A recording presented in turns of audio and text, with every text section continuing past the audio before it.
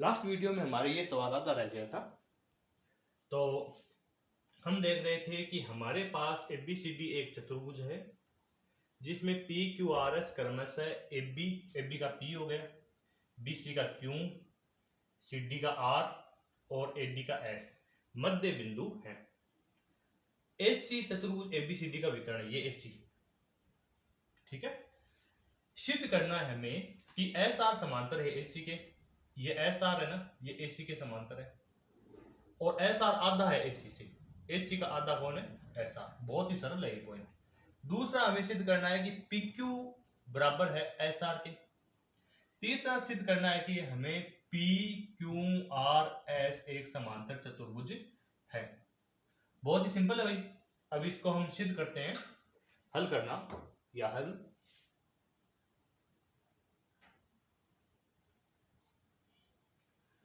हल में point number 1 देखो आप, एस आर ए सी के समांतर सिद्ध करना है ना। आप एक चीज देखो, पहले इतना ही देखो इसे, क्या ये त्रिभुज नहीं बन रहा है? त्रिभुज बन रहा है ना।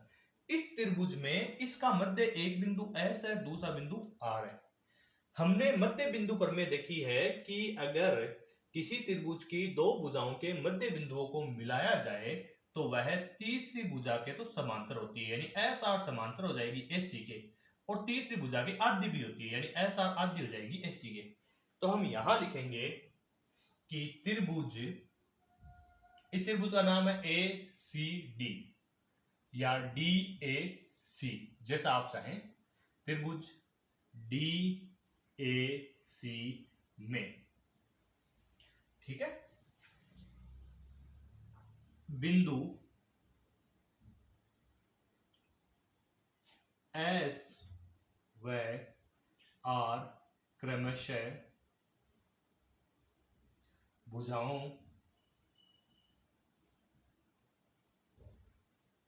एडी व डीसी के मध्य बिंदु है।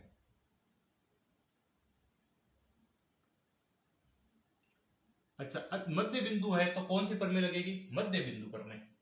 अतः मध्य बिंदु पर में से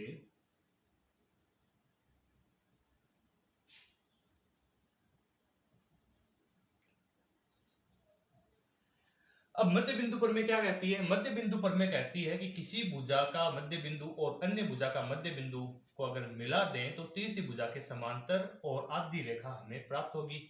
तो अतः हम कह सकते हैं, अतः एस आर समांतर तो है एस सी के इस त्रिभुज में, तथा एस आर आधी भी किससे है? एस सी से। पॉइंट नंबर 1 साबित हो गया अपना, बहुत छोटा सा पॉइंट था। दूसरा पॉइंट है कि पी क्यू बराबर है एस आर के।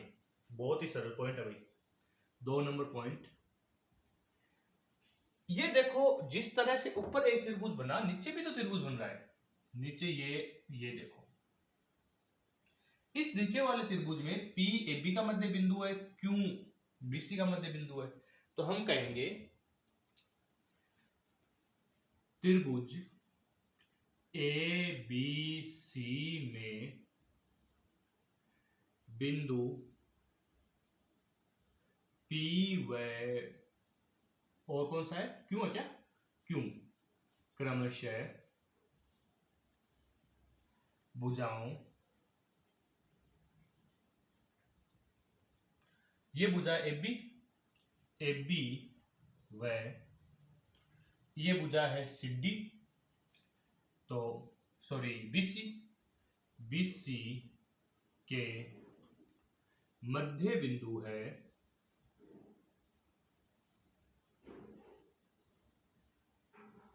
अतः मध्य बिंदु पर में से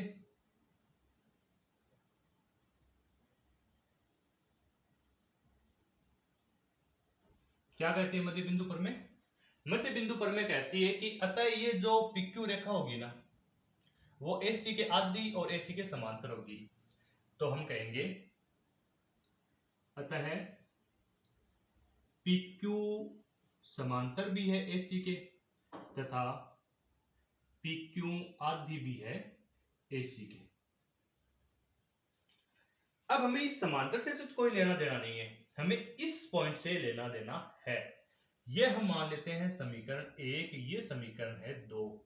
देखो समीकरण 1 में भी SR आधा है AC का, PQ आधा है AC का। मान लो AC का मान है 10, SR कितना हो गया, आधा कर दो 5, AC का मान तो फिर 10 ही रहेगा, तो PQ कितना हो गया 5।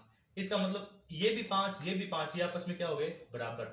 तो हम कहेंगे समीकरण 1 व 2 से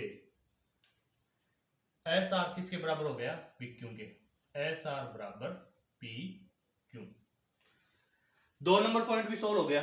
तीसरा पॉइंट हमें कहता है कि PQRS एक समांतर चतुर्भुज है। बहुत सरल है ये भी। देखो ये समीकरण हो गए हमारे पास 3। तीसरी समीकरण हमें कहती है कि SR और PQ ये दोनों रेखाएं परस्पर बराबर है। मान लो हम एक और विकर्ण खींचे जिसका नाम हो BD, खींच लिया।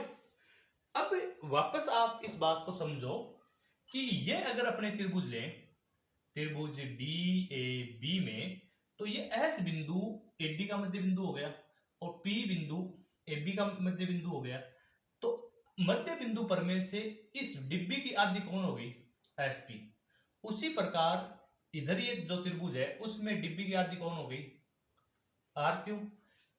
ये डिब्बी की दोनों आदि है तो SP किसके बराबर हो गई, RQ के। तो हम यहां लिख देते हैं पॉइंट नंबर 3, यदि विकर्ण जिसका क्या नाम है, हमने ये खींचा है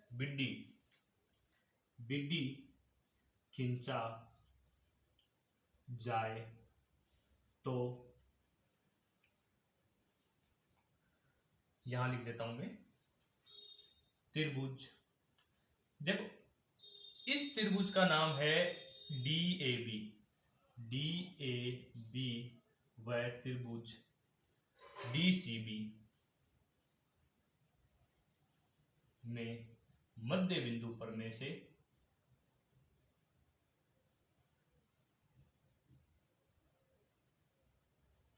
अब आपको पूरा यू सोल्व करने की जरूरत नहीं है, ये दिखाने की जरूरत नहीं है भाई ये इसका आधा है इसलिए ये 1/2 हो गया, ये समीकरण चौथी हो गई, ये समीकरण 5वीं हो गई। डायरेक्ट आप लिख सकते हैं कि SP बराबर है RQ के, क्योंकि ये चीजें हमने यहां साबित कर दी है।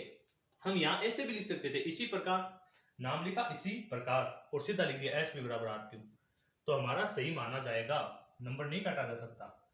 ये हमारे पास समीकरण नंबर हो गई 4। हम कहेंगे समीकरण 3 व 4 से, समीकरण 3 कहती है कि SR बराबर है PQ के, यानी ये भुजा इसके बराबर है।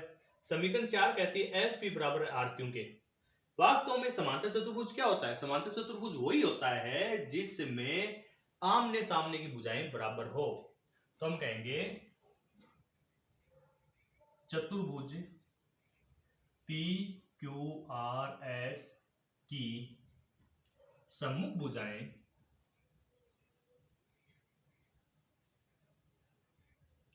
परस्पर बराबर हैं, और सम्मुख भुजाएं परस्पर बराबर होना है इसका मतलब क्या है, अतः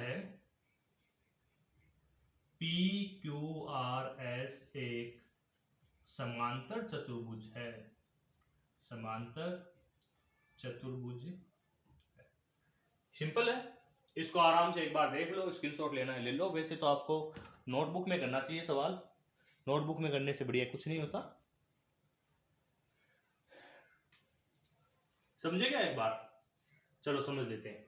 सबसे पहले हमने कहा ABCD एक चतुर्भुज है। इस चतुर्भुज के अंदर ये P AB का मध्य बिंदु है, Q BC का मध्य बिंदु है, R CD का मध्य बिंदु है, S इसका मध्य बिंदु है। ठीक है, इसके बाद हमें कहा गया कि SR और SC एक दूसरे के समांतर। तो हमने कहा कि त्रिभुज जो DAC है इसके अंदर SR क्रमशः AD और DC के मध्य बिंदु है, इसलिए मध्य बिंदु पर मैं कहती है कि ये दोनों समांतर होंगे और ये इसकी आधी होगी। फिर हमें पूछा गया कि क्या PQ और RS बराबर है, ये साबित करो। तो हमने कहा कि ये PQ है तो ये यहां पर ये त्रिभुज ले लेते हैं, इस त्रिभुज का नाम है ABC। ABC त्रिभुज में PQ क्रमशः भुजाओं AB और BC, AB का P हो गया, BC का Q मध्य बिंदु है। अतः मध्य बिंदु पर मैं कहती है कि PQ समांतर तो है AC के और PQ आधा भी किसके है, AC के। अब यहाँ AC का आधा SR है, यहाँ AC का आधा PQ है, इसका मतलब ये दोनों आपस में बराबर है।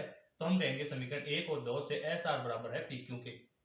ये हमारे समीकरण नंबर 3 हो गई, ये साबित हो गया। अब हमें पॉइंट नंबर 3 कहा कि PQRS एक समांतर चतुर्भुज है, तो हमने कहा कि ये विकर्ण बिड्डी अगर खींच दे, हम एक और विकर्ण खींच दे, तो जिस तरह हमने ये कहा था कि इस विकर्ण का आधा ये है, इस विकर्ण का आधा ये है, ये आपस में बराबर है, तो उसी प्रकार इस विकर्ण का आधा ये है और इसी विकर्ण का आधा ये है, तो ये भी तो आपस में बराबर हो गए, SP और PQ। ये हमने SP और RQ, तो ये हमने यहां लिख दिया।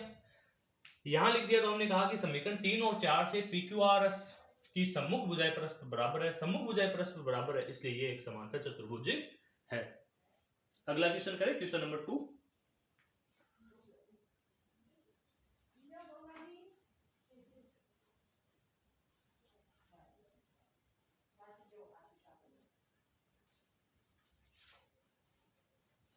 आप रफ कॉपी में भी सवाल मिलाया करो या नोटबुक में मिलाया करो, केवल देखने से गणित नहीं होती है, वो किसी की नहीं हुई आज तक, ठीक है ना। अगला है आपके पास सवाल, बहुत ही इजी सवाल है, मैं तो कहना चाहूंगा दुनिया का सबसे इजी सवाल है, इतना इजी है ये। ABCD एक समचतुर्भुज है, ये लो जी ABCD, ये थोड़ा वर्ग सा दिखेगा ना, समचतुर्भुज को समचतुर्भुज जैसा ही दिखाते हैं। ये आपका समचतुर्भुज ABCD,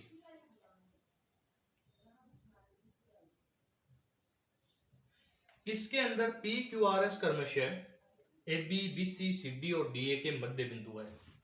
AB का मध्य बिंदु है P, BC का है Q, CD का है R और AD का है S।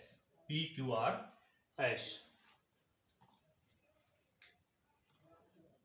आगे हमें कहा गया है कि हमें साबित करना है कि PQRS एक आयत है। ये P को Q से मिला देते हैं और R से मिला देते हैं और S से मिला देते हैं। ये देखो, ये एक आयत है, दिखने में आयत लग रहा होगा आपको। देखो आयत हमें साबित करना है तो क्या क्या आधार, क्या हमारे पास क्या होता है आयत।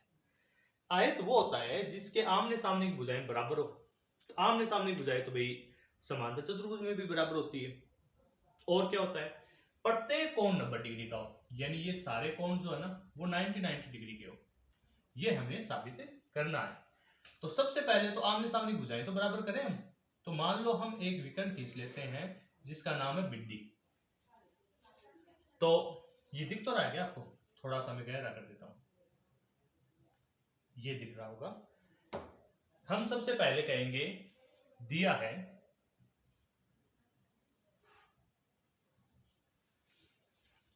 ABCD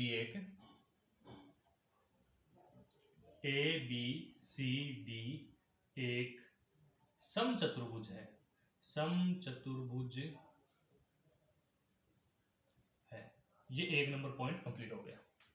दूसरा पॉइंट आपको दे रखा है, point number 2, PQ, R, S क्रमशः AB, BC, CD, DA के मध्य बिंदु है, मध्य बिंदु है। ये 2 नंबर पॉइंट भी कंप्लीट हो गया। अब हमें लिखना है सिद्ध करना। ये तीनों पॉइंट आप लिखा करो भाई, सिद्ध क्या करना है, दिया हुआ क्या है, और हल तो हम लिखते हैं, सारे लिखते हैं, ये नहीं लिखते हैं बच्चे ज्यादातर, दिया है और सिद्ध करना, इसके अलग से नंबर होते हैं और आप ये लिख देते हो ना तो आपको सवाल समझने में भी इजी हो जाती है। तो सिद्ध, सॉरी खरा लिख दिया क्या मैंने बातों में, ये लो जी सिद्ध करना में हमें एक ही बात सिद्ध करनी है, और वो ये है कि पी क्यू आर एस एक आयत है। हाँ, इसमें अपने आप में दो बातें क्या है, एक तो सम्मुख भुजाएं बराबर सिद्ध करनी, एक प्रत्येक कोण 90 डिग्री का सिद्ध करना। अब देखो इसके अंदर हम हल करते हैं। अब हल में पॉइंट नंबर 1 या पॉइंट नहीं लगाओ तो भी काम चल जाएगा, क्योंकि यहां अलग अलग से तो दे नहीं रखे हैं। डिब्बी एक विकर्ण है, किसका विकर्ण है, इस पूरे चतुर्भुज का। तो यहां एक त्रिभुज बन रहा है ए बी डी, त्रिभुज ए बी डी में क्या कहता है ये कहता है कि इस डीए भुजा का मध्य बिंदु तो एस है और एबी भुजा का मध्य बिंदु पी है। तो हम कहेंगे एस व पी क्रमशः एडी व एबी के मध्य बिंदु है। ये लाइन आप वापस नहीं लिखो तो भी काम चल जाता है, क्योंकि ये बात हमने ऊपर लिख दी है वैसे, लेकिन लिख देनी चाहिए। सवाल थोड़े अच्छे दिखते हैं, दिखने में कई नंबर काटने का मौका नहीं मिलता भाई एग्जामिनर को। ये हो गया। इसके बाद हम कहेंगे मध्य बिंदु प्रमेय से।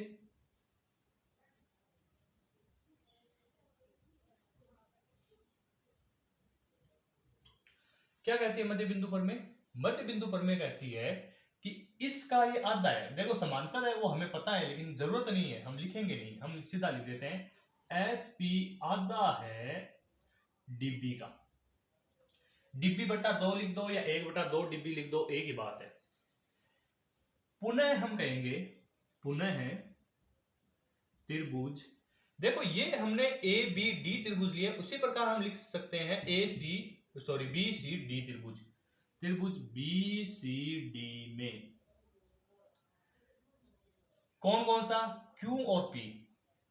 तो क्यू व पी क्रमशः,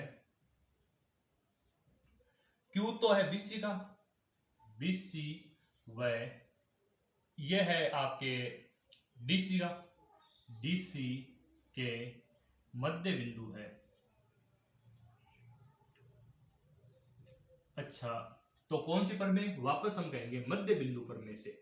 मध्य बिंदु प्रमेय से, मध्य बिंदु प्रमेय क्या कहती है, इसका जस्ट आधा ये है, तो हम कहेंगे कि आर क्यू आधा है डी बी का। अब एक जगह हम कह रहे हैं कि डिब्बी का आधा एस पी है, एक जगह कह रहे हैं डिब्बी का आधा आर क्यू है। इसका मतलब क्या हुआ कि ये दोनों आपस में बराबर है। मान लो डिब्बी 10 है तो इसका आधा ये 5 हो गया, डिब्बी 10 है तो इसका आधा ये 5 हो गया। ये दोनों 5 के बराबर है, यानी एस पी भी 5 आर क्यू भी 5, यानी एस पी और आर क्यू बराबर है। तो हम कहेंगे अतः, या आप समीकरण लगा दो, सबसे अच्छा तरीका समीकरण 1 और समीकरण 2। तो हम कहेंगे समीकरण 1 व 2 से, समीकरण 1 और 2 से हम कह सकते हैं कि एस पी बराबर है आर क्यू के।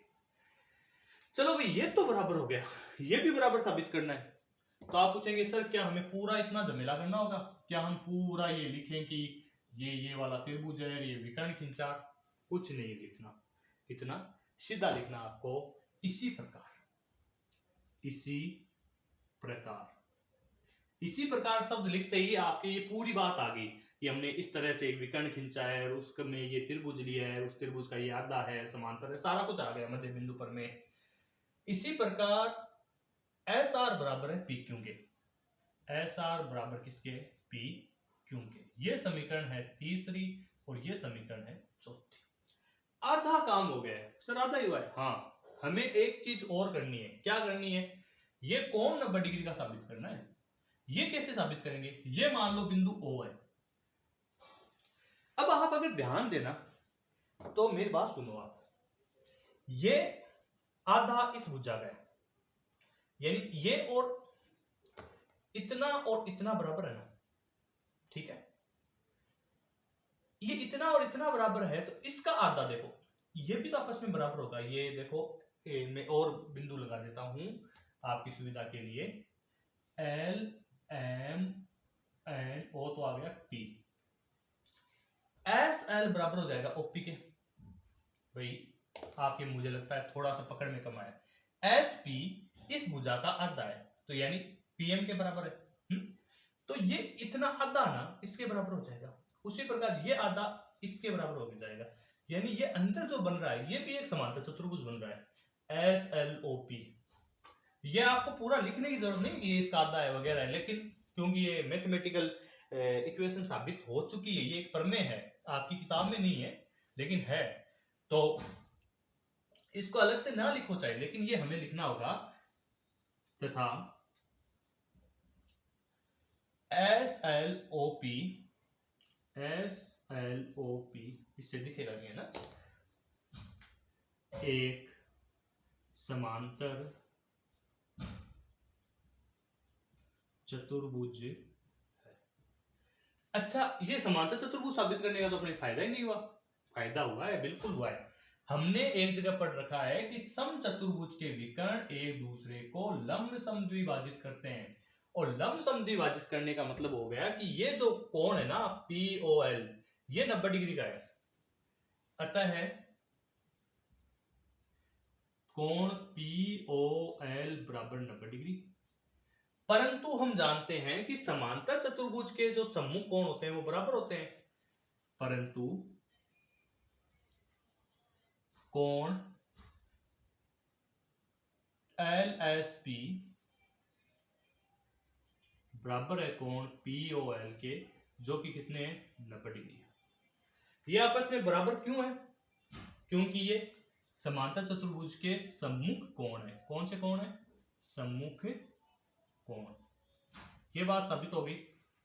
अच्छा, ये एस कोण समकोण है, तो इसी प्रकार हम लिख देंगे, ये इसी प्रकार शब्द तो बहुत ही काम का शब्द है, इसी प्रकार कोण या एस 90 डिग्री का साबित हो गया, तो हम कहेंगे कोण P बराबर कोण Q बराबर कोण R बराबर कितने हो गए 90 डिग्री। आमने सामने भुजाएं बराबर हो गई, प्रत्येक कोण 90 डिग्री का हो गया, तो फिर क्या बचा ये? तो हम अंत में कह देंगे, ये समीकरण मान लेते हैं हमें 5 और ये समीकरण नंबर 6। हम कहेंगे समीकरण 3, 4, 5, 6 से PQRS की सम्मुख भुजाएं बराबर हैं और प्रत्येक कोण समकोण है।